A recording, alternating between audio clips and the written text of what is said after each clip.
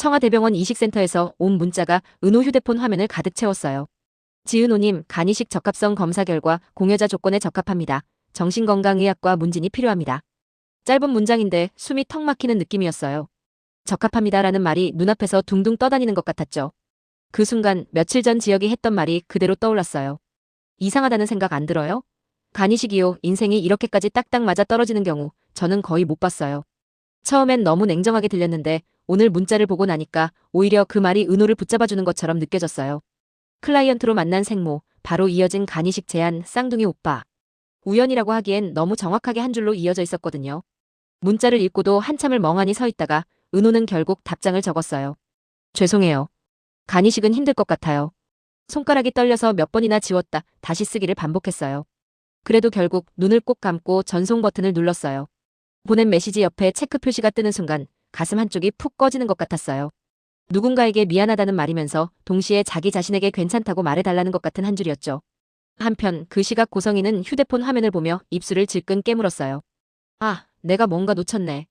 입 밖으로 나온 말은 짧았지만 눈빛은 빠르게 계산을 다시 시작하고 있었어요. 딸의 마음보다 먼저 떠오른 건 계획의 구멍이었죠. 생모의 눈물을 믿고 싶었던 은호의 기대와는 전혀 다른 방향이었어요. 가게에 나간 은호는 평소처럼 엄마의 식당 일을 도왔어요. 겉으로 보기엔 똑같은 하루인데 마음이 다른 곳에 있으니까 뭐 하나 손에 잘 잡히질 않았죠. 그 모습을 지켜보던 순이가 결국 참지 못하고 말했어요. 누가 너더러 내 대신 일하래. 내가 너 일만 시켜먹는 엄마야. 말투는 날카로웠지만 속마음은 그게 아니었어요. 요즘 들어 딸이 뭔가를 숨기고 있는 것 같아서, 엄마인 자신만 모르는 일들이 점점 늘어나는 것 같아서 그게 서운하고 불안했죠. 그래서 더 거칠게 튀어나온 말이었는데 은호 귀에는 또 하나의 부담으로 내려앉았어요. 죄송해요라는 말이 목까지 올라왔다가 끝내 밖으로 나오지 못했어요. 밤이 되자 은호의 집 앞 골목에 낯선 차 한 대가 조용히 멈춰 섰어요. 차에서 내린 사람은 다름 아닌 성이었어요. 눈은 벌써 촉촉하게 젖어 있었고 숨도 고르지 못한 채 은호를 마주봤어요. 이 사장님, 여기까지 왜 오셨어요? 조심스럽게 말을 꺼낸 순간 성인은 대답 대신 바로 무릎부터 꿇었어요. 은호야, 제발 오빠 좀 살려줘. 널 잃어버리고 난 뒤로 나는 그 아이 하나만 보면서 버텼어. 내가 다 버리고 나올게. 내가 원하면 수술 끝나고 우리 다 같이 살자. 그러니까 엄마 한 번만 살려줘. 바닥에 무릎을 꿇고 울먹이는 모습은 누구라도 쉽게 돌아설 수 없는 장면이었어요. 은호의 가슴에서는 연민과 분노가 동시에 치솟았어요. 버렸다고 믿었던 시간과 다시 찾아와 울던 눈물이 한꺼번에 떠올랐죠. 마침 그때 집으로 들어오던 순이가 이 모습을 보게 되었어요. 성희의 우리 다 같이 살자라는 말이 귓가를 때렸어요. 순이는 한 걸음도 앞으로 나가지 못한 채 조용히 뒤로 물러났어요. 자신이 모르는 세계가 딸의 눈물과 함께 눈앞에 펼쳐지고 있다는 사실이 너무 낯설고 두려웠거든요. 이후로 순이의 말투는 더 거칠어졌어요. 그 수술 절대 안 돼. 안 그래도 약한 애가 누구 간을 준다고 그래. 진짜 엄마라면 그런 말 못해. 이 말은 단순한 반대가 아니라 피보다 진한 사랑에서 나온 경고였어요. 하지만 은호 입장에서는 어느 쪽 말이 맞는지 알 수 없는 상태에서 그저 더 혼란스러운 말일 뿐이었죠. 한편 지역은 회사에서 회의를 하다가도 밤에 혼자 책상 앞에 앉아있을 때도 머릿속이 온통 한 사람 생각뿐이었어요. 생모, 간이식, 쌍둥이 오빠, 그리고 병원 문자까지. 너무 많은 것들이 한 방향으로만 흘러가고 있었거든요.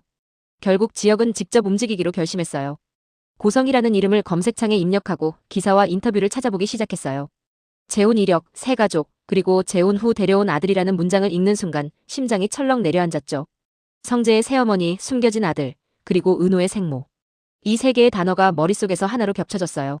지역은 곧바로 성재에게 전화를 걸었어요. 성재야, 실례되는 질문일 수 있는데 어머니가 결혼 전에 가족이 있었다는 얘기 들어본 적 있어? 잠시 침묵이 흐른 뒤 성재가 조심스럽게 말했어요. 아들이 하나 있고 지금은 미국 유학 중이야. 짧은 대답이었지만 지역에게는 퍼즐의 마지막 조각처럼 들렸어요. 전화를 끊고 난 뒤 그는 마음을 단단히 먹었어요. 이제 더 이상 가만히 있을 수는 없다는 확신이 들었죠.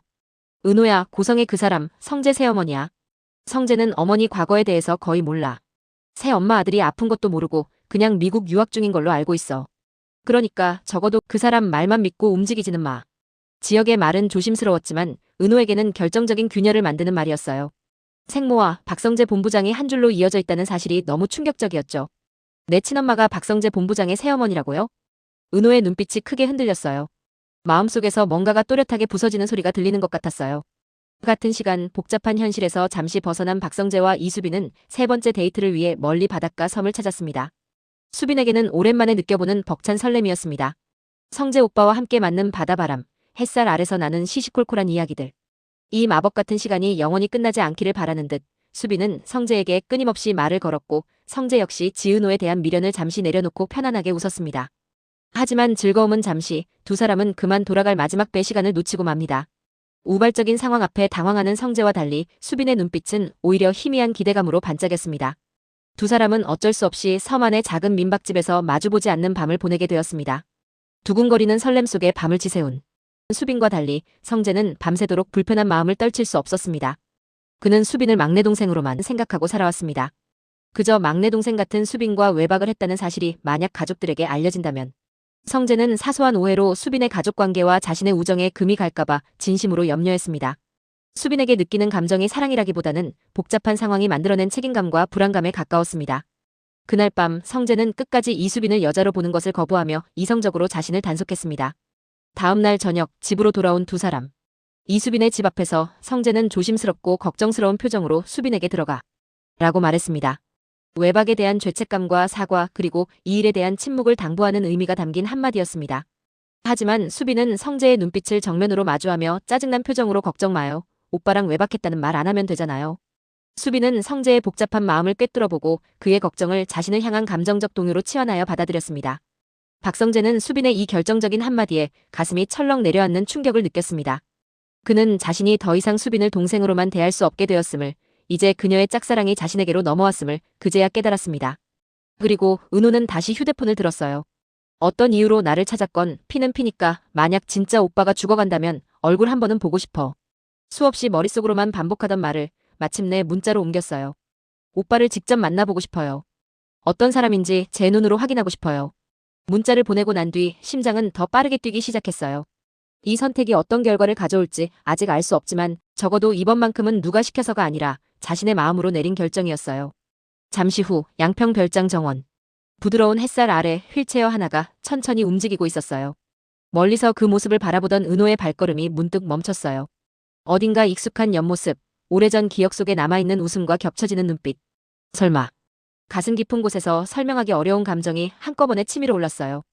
기대와 두려움, 반가움과 원망이 한 번에 목까지 차올라서 그리고 너무 놀라서 쉽게 한 걸음도 나아가지 못했어요. 은호의 눈앞에 보이는 오빠는 은호의 고등학교 시절 소울메이트였던 한우진이었어요. 그 순간 은호는 깨달았어요. 이제는 누구의 계획 속에 끌려가는 사람이 아니라 자신이 직접 선택해야 할 진실 앞에 서게 되었다는 걸요. 한편 영란은 요즘 엄마의 행적이 자꾸 마음에 걸렸어요. 양평 쪽으로 자주 다녀오면서 이유를 물으면 늘 화부터 내는 엄마. 아, 내가 뭔가 놓쳤어라는 독백까지 들었을 때 영라 머릿속에는 좋지 않은 상상들이 떠올랐어요. 너 설마 이 사장님이 바람피는 것 같아서 그래? 지환이 농담 반, 진담 반으로 묻자 영란은 생각보다 진지한 얼굴로 대답했어요. 그냥 내가 알아야 할 것 같아. 엄마가 뭐 하는지. 결국 영란은 직접 나서 보기로 결심했어요. 엄마가 다시 양평으로 향하는 날 몰래 뒤를 밟아 별장 입구까지 따라갔어요. 창문 너머로 보이는 건 엄마와 함께 있는 은호, 그리고 휠체어에 앉은 한우진이었습니다. 엄마는 이걸 왜 가족들한테 숨긴 거지? 배신감과 분노, 그리고 복수심 같은 감정이 한꺼번에 올라왔어요. 영란은 이제 더 이상 조용한 딸로만 남지 않겠다고 의미심장한 표정을 지으며 엔딩을 맞이합니다. 여기까지 화려한 날들 29회 예상 스토리였습니다. 딱 맞았으면 좋겠네요.